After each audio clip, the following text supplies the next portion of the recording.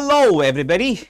The current affair news currently is dominated by the conflict between US and Israel on one side and Iran and their hidden allies China and Russia on the other side. The ripple effect of the ongoing conflict is grave, much more than we might realize currently. It already has shaken the global economy and precipitated immediate inflation. It has shaken the confidence of the nations on one another, and perhaps when it ends will shake the global order as well. In this video, we are going to focus on the technologies and techniques that are being used in the current conflict. Operation Epic Fury of the United States, or Operation Roaring Lion of Israel, or Operation The True Promise of Iran. These are not just military conflicts. These are demonstrations, showcase of the technological development that has happened in the last few decades. This also signals the changes in the warfare tactics and as to how the future warfare would look like. So we are going to see things from the technological and technical perspective, and also the techniques which are being employed especially by Iran as to how they are surviving the superior defense of US and Israel. That will be the focus of this video. Here in the current conflict, we are seeing new things that are surprising us, things that we never knew would be used in a warfare, things we never knew that they were also existing or they were in the making. For example, Israel has shown its capability of Iron Beam, which is a very cheap air defense system. It's a $3 laser per shot. So it's very cheap compared to Iron Dome, which requires $50,000 per shot. So the cost asymmetry that Iran was playing with cheaper drones, that perhaps will be taken care of by US and Israel if Iron Beam is deployed more and more. But in the current conflict, we have heard little of Iron Beam. Perhaps it is still in the making and there are fewer installations currently in Israel.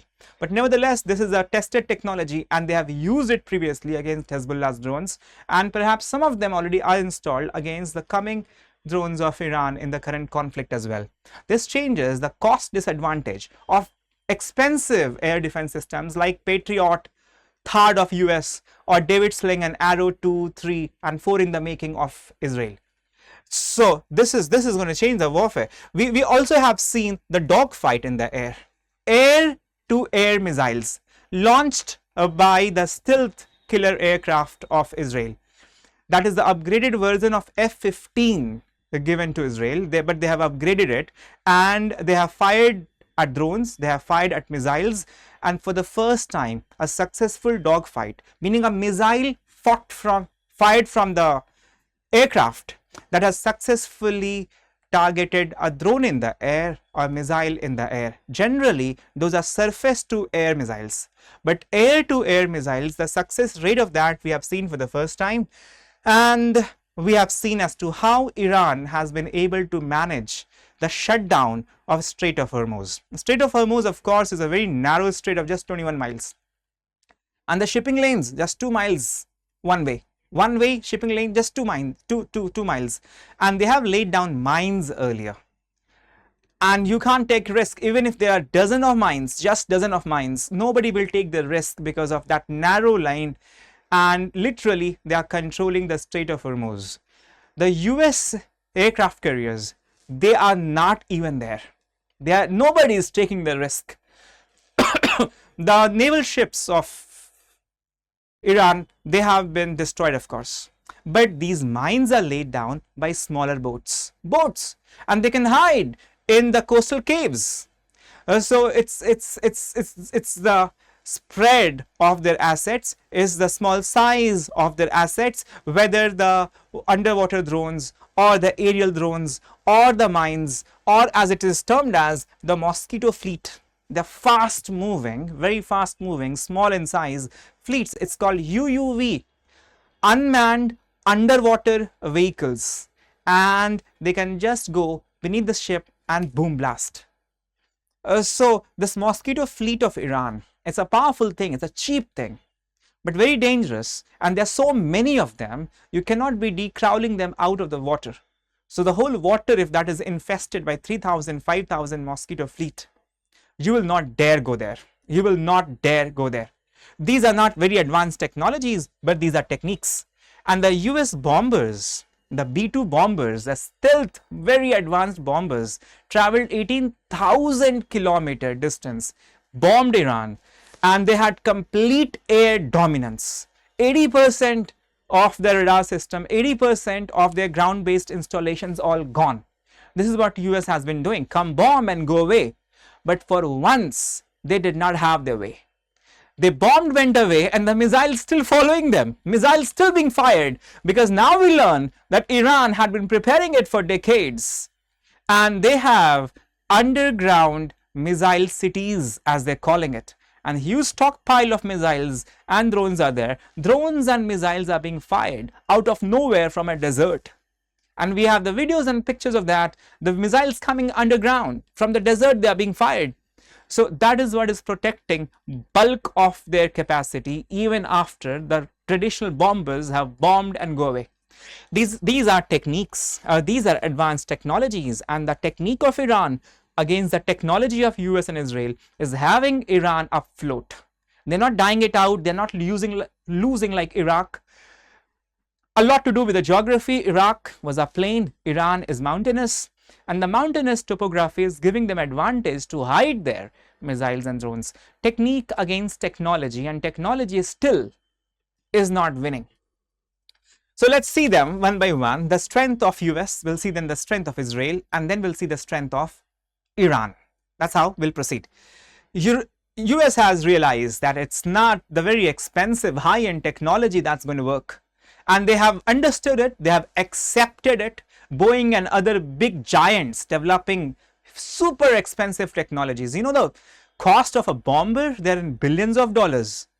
The equivalent weight of gold, the price of that will be less than the price of one bomber. Did you know that? That's how expensive they are.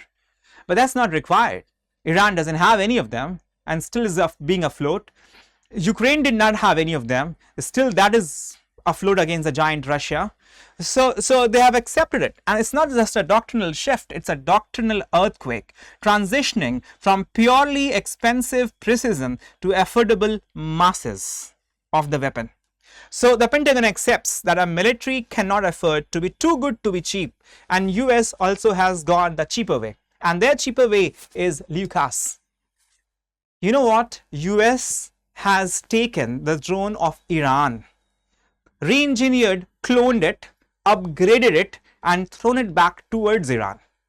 And they have copied Shahed 39, the drone, the main weapon in the current conflict of Iran. But they have re-engineered it, have cloned it, but they also have improved it. That's called as LUCAS, Low Cost Unmanned Combat Attack System. LUCAS, it will cost around $35,000. Tomahawk, one of the main missile of US, Tomahawk, that cost around $2.5 million. If you do a price comparison, then the LUCAS, the Low Cost Unmanned Combat Attack System, it's a drone, just like Shahed of Iran. This cost around 98.6% cheaper compared to Tomahawk missile. They have re-engineered it, they have copied it from Shahed 136 of Iran, but they also have upgraded it because they have autonomous coordination protocols that Shahed doesn't have. Shahed is a very, very basic version. They also have the motor vehicle, the motorcycle engines. That's why it makes so noise if you have seen those videos. They're also called as mopeds because they have moped engine, a very cheap engine. Iran is not very high-end country in technology, in manufacturing. They do not manufacture their engines. They are using the moped engine. But LUCAS is more advanced. They are cheaper, but they're advanced. They have the coordination, AI-based coordination system. So you can have a swarm of drones that Iran doesn't have. They do not send swarm of drones. They send individual drones. And vision-based object recognition, that is GPS independent.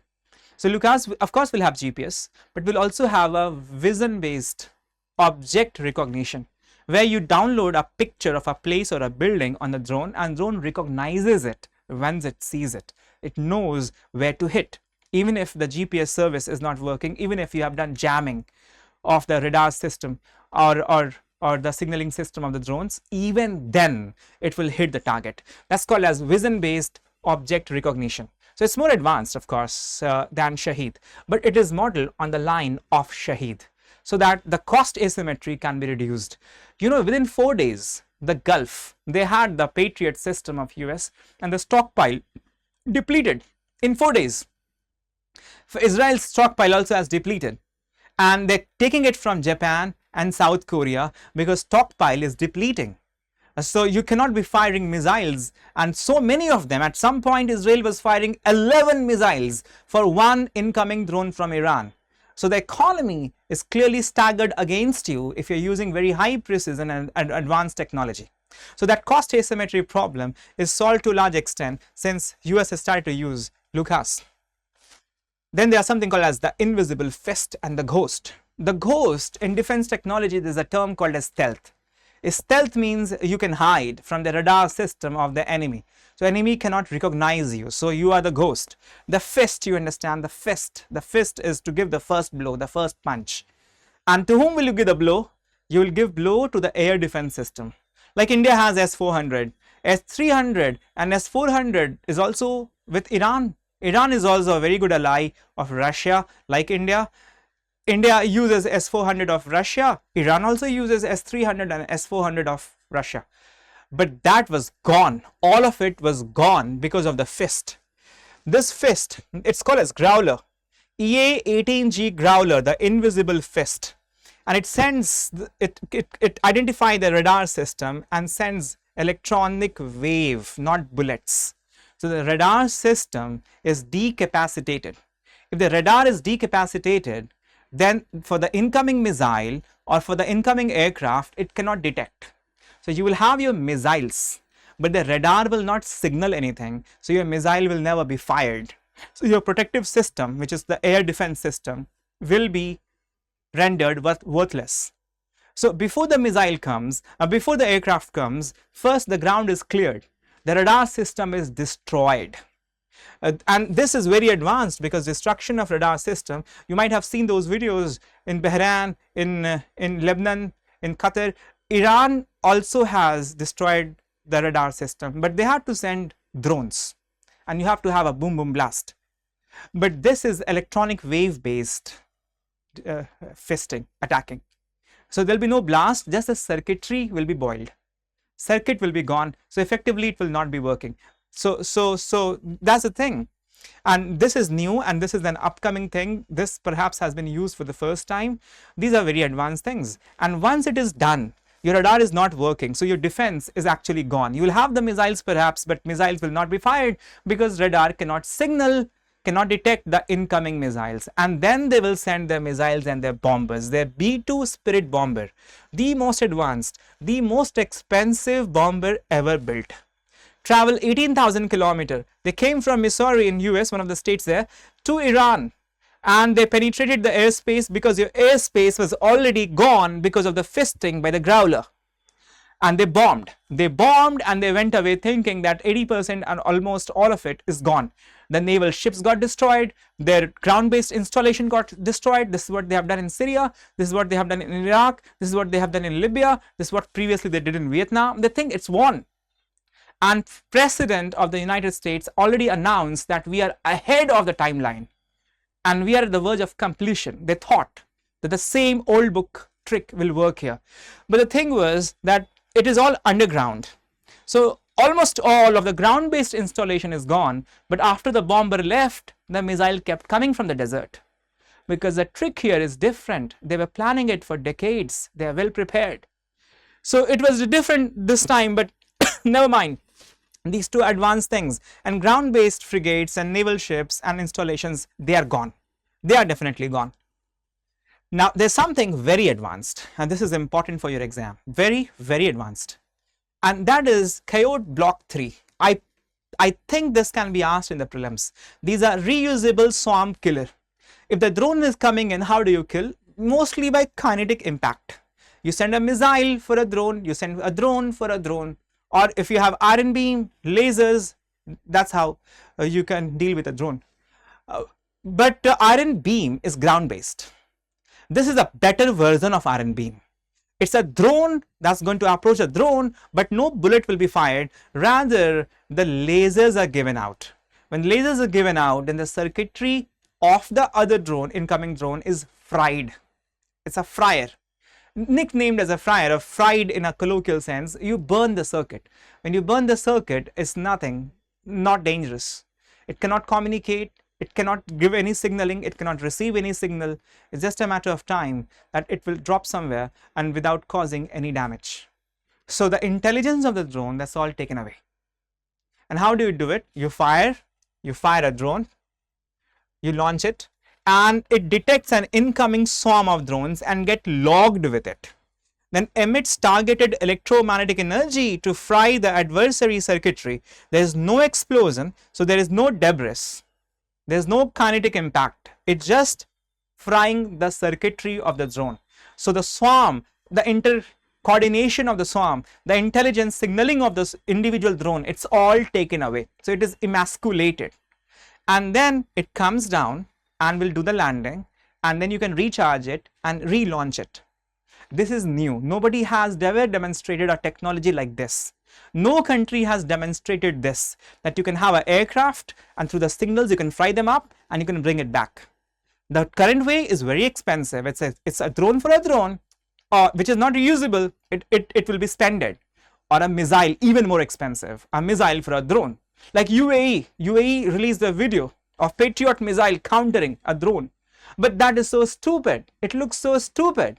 4 million one-shot Patriot and $20,000, $25,000, $30,000 drone. It's like you are using nuclear energy for a band-aid. So the economy doesn't sit. They are still winning. You are striking it down, but they have won because they have economically depleted you. So it's not winning if the drone coming. The moment their drone has been fired, they have won it. Because to stop it, it will be so expensive for UAE, for Qatar, for Bahrain. They don't have these technologies. What do they have? They have THAAD and Patriot of US, and that's so goddamn costly. So this is reusable. There is no, this doesn't give missile, this gives radiations. So this is the future of the air defense, and all countries will run against time to develop it. Let's talk about Israel. How does Israel do it? Israel has many advanced technologies. It is very, very superior. It's very superior. It has developed iron beam, $3 per shot. One laser shot, $3. And if you have unlimited electricity supply, there is no limitation of magazine, unlimited magazines. Iron beam used to cost $50,000 per shot, and such a cheaper version. I suspect it has not been completely developed, or few of them has been developed, because we haven't heard of this in the current conflict. Although this is tested, 100% they have it. They have used in the past against the Hezbollah drones, but currently it has not been used much, or has not been very effective, because news of missiles dropping on Tel Aviv is still there. And if the iron beam is very effective, maybe in the future they'll have more of them. That will be very, very effective and a cheaper way to stop the incoming drones and the missiles. One of the disadvantages, the range is less, around 8 to 10 kilometers, and if it is a cloudy weather, a rainy weather, then lasers will not work properly. But this is too good. Israel has become the first country to use it in the battlefield. The air superiority of Israel and US is unmatched. None of the country, none of them, no, not even I would say China has that. They have the missile, many missiles. One of the missiles that is in news is Blue Sparrow. Blue Sparrow is a missile that is that they have announced that they have used to kill Ayatollah Khamenei, and it is exo-atmospheric, goes a huge distance over and above the atmosphere, then re-enter with hypersonic speed, and stopping it is next to impossible. They have advanced missiles and they have advanced fighter jets. This is the upgraded version of F-15, but they have installed a better radar system, better signaling system, and the missiles launch. So it is air-to-air missiles. This went to do bombing on Iran, but through the radar system it detected drones nearby, then fired a shot towards drone, and that was a success. This is the first demonstrated version of air-to-air defense system, firing missiles and dealing with other aircrafts, and it has also brought down the manned air vehicle Yak 130 of Iran. It was manned air vehicle, and that manned air vehicle was brought down. So this is the first time such a capability has been shown. In theory it was there, and India also has it in theory, but the first practical battlefield illustration of this has happened for the first time. What does Iran have? Iran has cheap drones and missiles. The naval ships gone, radar system gone, no air defense, and they not even have medium-sized naval ships in the Gulf of Persia, near Strait of Hormuz, all bombed. What do they have? They have quite a few things. One, they had a spiritual leader and the whole country can rally behind. Two, they have huge appetite for casualties. We have seen that in Iraq and Iran war. 10,000, 15,000, 20,000, 25, 30,000 people dying is nothing for the country. The country will absorb it like nothing. The huge appetite for casualties. So you put pressure on the country will bear it. It's not going to give up so easily. Third, they have the spirit of martyrdom. It's a Shia country. Shias, they have very high spirit of martyrdom. The rest of the Gulf, Sunni country. Sunni world has gone towards materialism. Shias have not done that yet. So very difficult, if the people are ready to accept martyrdom, very difficult to deal with such people. They have no fear of loss of life. So they are not going to come back on the negotiation table so easily. That's, these are the strength of Iran. Fourth, geography. Iraq was more plain. The rest of the Gulf is plain. You bomb them and go away. This is mountainous region, and drone can come out from any cave of the mountain, you would not know. You can't bomb the geography away. That's the advantage. And the techniques that they had, they built the tunnels, they built the underground drone cities and the missile cities. That's the technique. Geography is winning the game for them. It's a mountainous terrain. It's just 21 miles the gap in the Strait of Hormuz. The geography and the technique being employed by them, that is winning the game for Iran. Iran has drones. Shaheed, that's the main weapon of them. It's a cheap thing, and the idea, their doctrine is the saturation doctrine. The air defense system of the enemy can be saturated in 4 days, just 4 days. Bahrain, Qatar, UAE, especially Bahrain and UAE, they had enough of the drones, and they have depleted their own air defense systems missiles. That's the doctrine they work with. The doctrine is that the magazines of the enemies be utilized quickly. Not just with them, not just with Bahrain and UAE, also with Israel and US. There is no direct conflict with US, but in Israel, the video shows, you might have seen that at one stage on day 2, they were firing 11 missiles to handle 1 missile and 1 drone from Iran, and that depleted. And they're getting into talks with Japan, they're getting into talks with South Korea to get their air defense system to Israel. So the Shaheed Swarm, that's one of the weapon. And the interceptor exhaustion, they do not have advanced interceptors. You go and bomb them, they will take it. People die, they will take it. They don't have the system. They cannot protect themselves against bombing.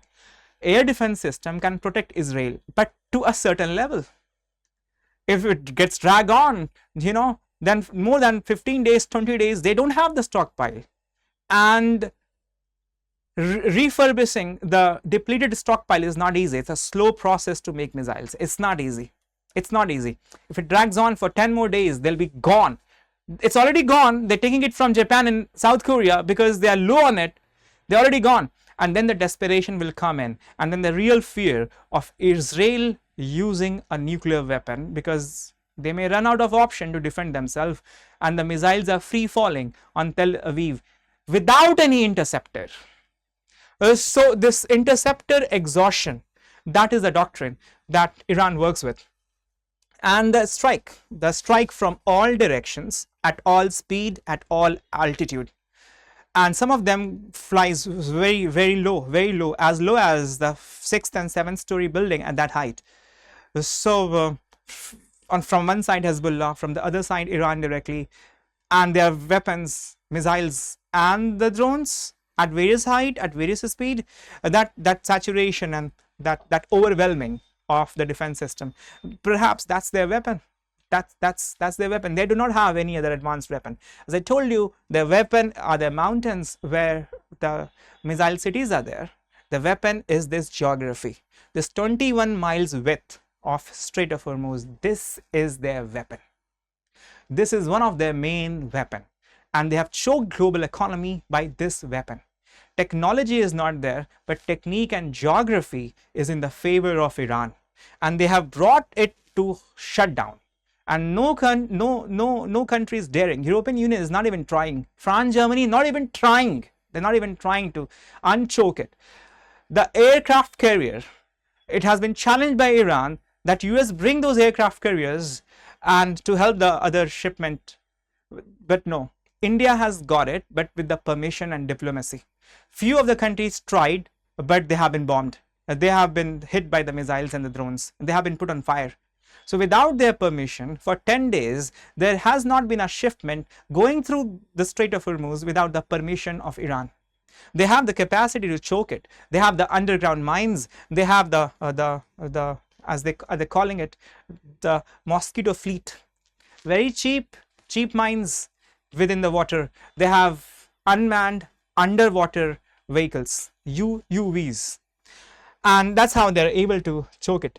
You know, a textbook blockade achieved without major capital ships. Iran held the global economy hostage by making our shipping lanes uninsurable.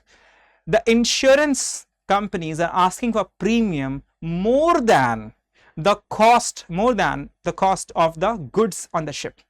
So nobody is ready for such insurance, and nobody is ready to get it through. So, and this technique of having underground missile cities, there is no serious technology. It's not a manufacturing country. They cannot make even their engines of drones, very advanced engines. But these techniques, that is having them survive the war. So they had Shaheed drones and they had Patriot interceptor, 4,035,000. This is 98.6% more expensive than it. They are managing it by US developing Lucas, a drone of equivalent cost as Shaheed, and this is a game changer of Israel. Iron beam laser, it's a complete game changer. So the age of the $1 million munition is ending. The big tech, the Boeing and others dominating these development of bombers and aircrafts, that is ending. It's the startups that will contribute in the defense technology in the future, and the cheaper drones and cheaper technologies, that's going to win it. We learn at least 3 things from the current conflict. The cheap mass beats expensive precision. And if countries can prepare with these, they will win it. Ukraine is doing exactly that against Russia. And Iran did, even in a better way, against US and Israel. The electromagnetic spectrum is the new high ground. The battle is won from the air. And even before the first missile hits, the fisting is done through the electromagnetic wave, which completely decapacitate the air defense system and destroys the radar system.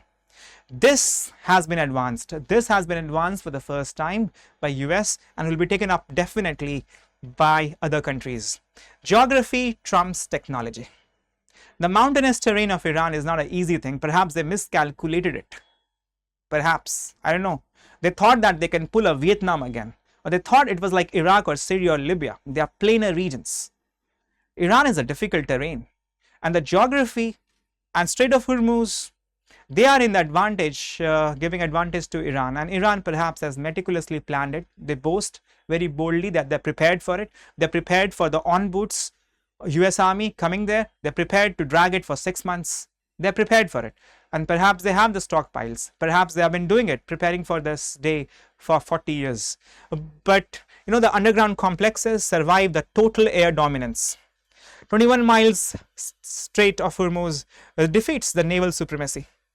So this shows that you need the right weapons, not the most expensive weapons, the right weapons in the right geography. The cheaper mines in the Strait of Hormuz and the cheaper missiles and drones coming from the mountains, that has done the trick so far for Iran.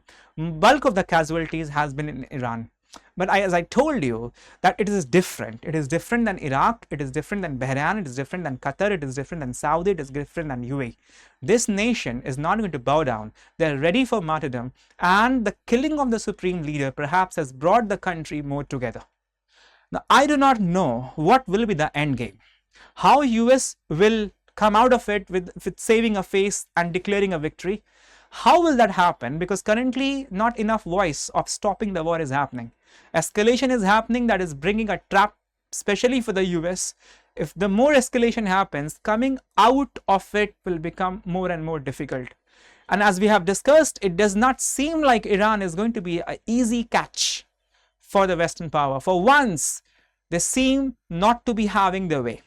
Now, in the next video, we shall discuss what perhaps could be the end game, what trajectory could be of the current conflict, and how will it come to an end. And God forbid, will there be a scenario of use of nuclear weapon? For that, stay tuned and have a watch for the next video.